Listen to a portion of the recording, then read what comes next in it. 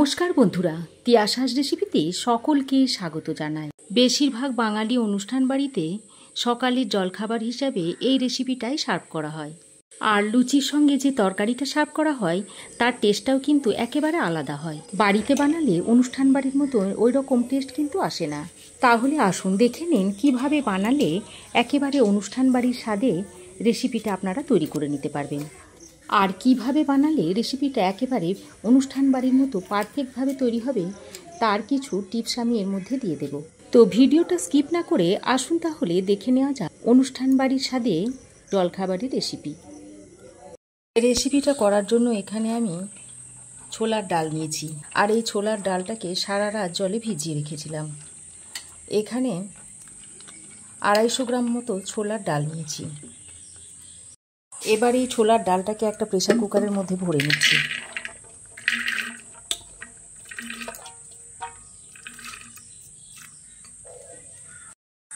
এবার আমি এর মধ্যে অল্প একটু নুন দিয়ে দিচ্ছি আর একটু হলুদের গুঁড়ো দিয়ে দিচ্ছি, তারপর জল দিয়ে দিচ্ছি।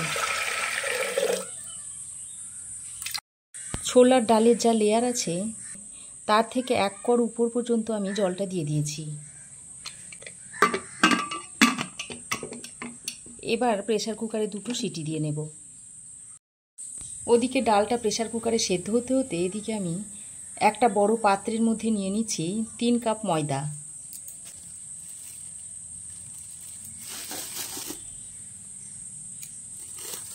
আর 3 কাপ ময়দার সঙ্গে দিয়ে দিচ্ছি 1 কাপ আটা, তবে আপনারা শুধু ময়দা দিয়েও করতে পারেন।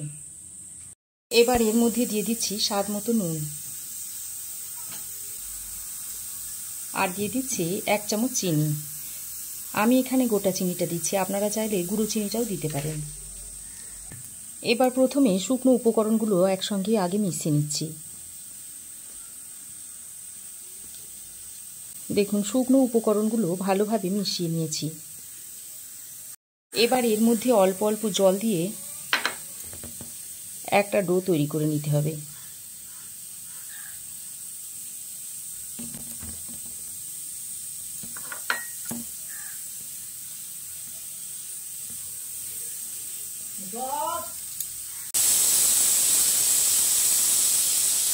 দেখুন অল্প অল্প জল দিয়ে আমি একটা ডো তৈরি করে নিয়েছি।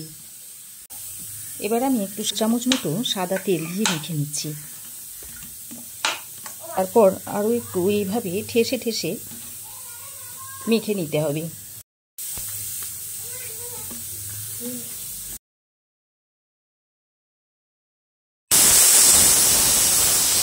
এবার উপরটা যাতে শুকিয়ে না যায় সেই জন্য এইভাবে একটু সাদা তেল দিয়ে রেখে দিচ্ছি। তারপর এটাকে ঢাকা দিয়ে 10 মিনিট মতো রেখে দিচ্ছি।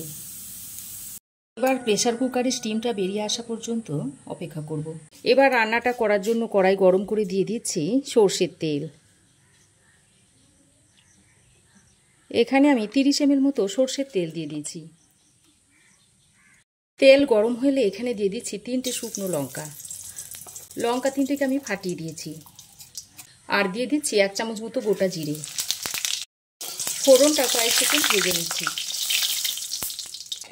তারপর এর মধ্যে দিয়ে দিচ্ছি কেটে রাখা আলু। আলুগুলোকে আমি এরকম ছোট ছোট টুকরো করে নিয়েছি। আর এখানে 4টি মিডিয়াম সাইজের আলু আমি ছোট ছোট টুকরো করে নিয়েছি, দিয়ে এর মধ্যে দিয়ে দিচ্ছি।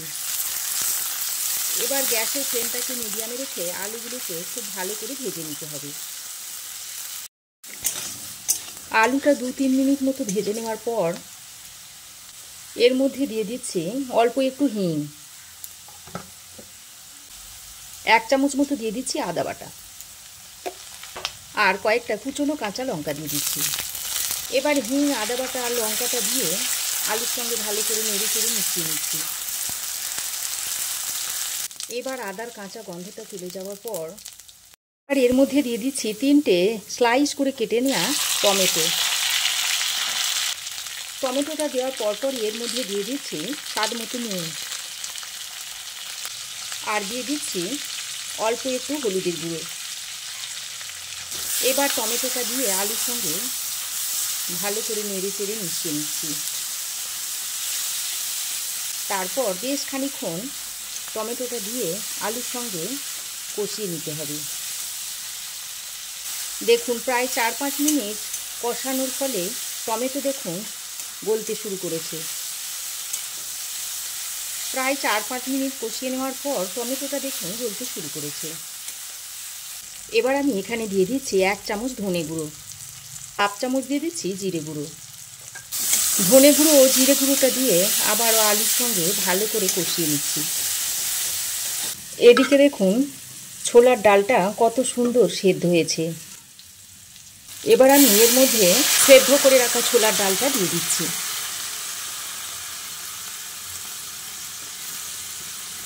আমি এখানে আলাদা করে আর জল দিইনি, ছোলার ডাল সেদ্ধর সঙ্গে যে জলটা ছিল সেই জলটাই আমি এখানে দিয়ে দিয়েছি। ছোলার ডালটা দিয়ে ভালো করে নেড়ে চেড়ে মিশিয়ে নিয়ে বেশ কিছুক্ষণ ফুটিয়ে নেব। আমি এদিকে ততক্ষণে লুচির লেচিটা কেটে নিচ্ছি। দেখুন কতটা সফট হয়ে গেছে। এবার আমি হাতের সাহায্যে এইভাবে একটু লম্বা করে লেচিগুলোকে কেটে নিচ্ছি।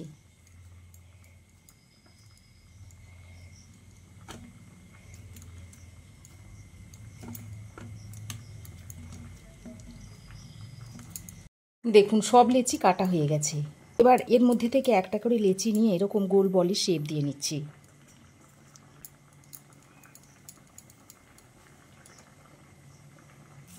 দেখুন সমস্ত লেচি কেটে গোল বলে শেপ দিয়ে নিয়েছি। এবার এটাকে ঢাকা দিয়ে 5 মিনিট মতো রেখে দিচ্ছি। এদিকে দেখুন 5-6 মিনিট ধরে আলু ও ছোলার ডালটাকে রান্না করে নিয়েছি। আর আলু দেখুন খুব সুন্দরভাবে সেদ্ধ হয়ে গেছে, ডালটাও এখন ভালোভাবে রান্না হয়ে গেছে। এবার আমি শেষে এর মধ্যে 1 চামচ ঘি আর গরম মশলার গুঁড়ো ছড়িয়ে দিচ্ছি। তারপর ভালো করে নেড়ে চেড়ে মিশিয়ে নিচ্ছি। শেষে গার্নিশের জন্য কয়েকটা কাঁচা লঙ্কা চিড়ে এইভাবে দিয়ে দিতে পারেন। এদিকে দেখুন 5 মিনিট পর আমি ঢাকাটা খুলে নিয়ে এবার লুচিগুলোকে বেলে নেব।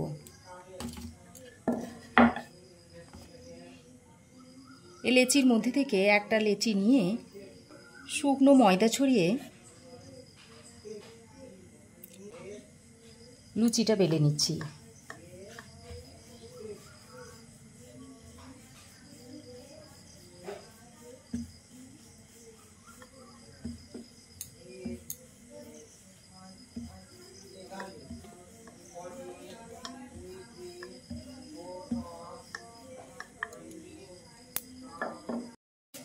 এদিকে দেখুন পর্যাপ্ত পরিমাণে সাদা তেল আমি গরম করে নিয়েছি। এবার এই লুচিগুলো দিয়ে দিচ্ছি।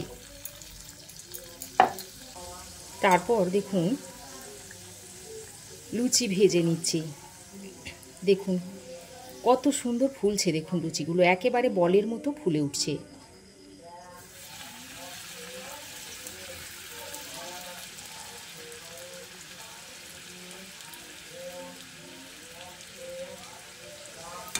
এবার লুচিটা তুলে আমি সার্ভ করে দিচ্ছি।